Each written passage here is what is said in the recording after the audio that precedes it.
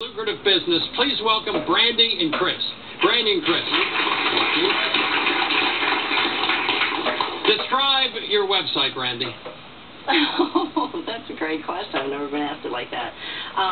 Hopefully liberating, sexy, fun, social networking, and sexual freedom is really what it's all about. It's a visual display of the way I actually live my life. It's an online diary. Tell us what you do for a living specifically. Describe, if someone logs on to your website, what do they see?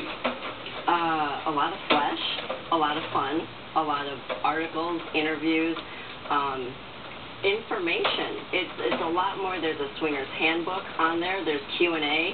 There's lots of ways to interact with me, webcam, instant messaging, email, and I have a lot of one-on-one contact, not physically, but via online with my members.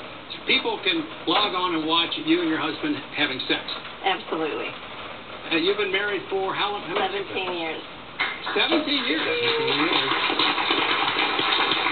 But one thing we can say, some of the other guests were outside marriage. You two got married as kids, and you've turned your sex life into a business, but you have an 11-year-old daughter.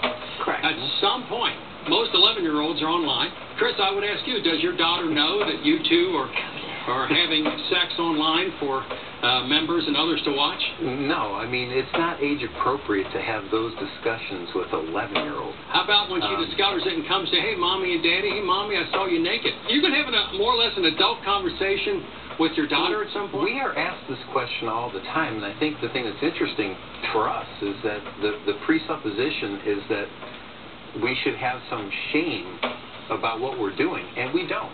So you do everything happily married couples do, except you do it on tape for money. This didn't happen because of money. I've had a very successful career in healthcare. I've made a lot of money there. You're still charged, though, correct? Of course. Of course. Of course. I understand you had a family member who discovered that you were into this. Maybe I shouldn't use the word porn, but that's what comes to my mind. That tried to take your child away? Yeah, well, it was a group of people. I mean, they were well organized. It was scary and it was very sad because the very people who thought we were amazing parents raising a beautifully happy, well-adjusted child all of a sudden became horrible parents, incapable of raising a child, incapable of keeping a marriage together. All at the same time, we watched them divorce, remarry, suicide. I like what I do, and I get to do it with my best friend and soulmate. Don't touch that dial. It's even going to get hotter in here when we continue.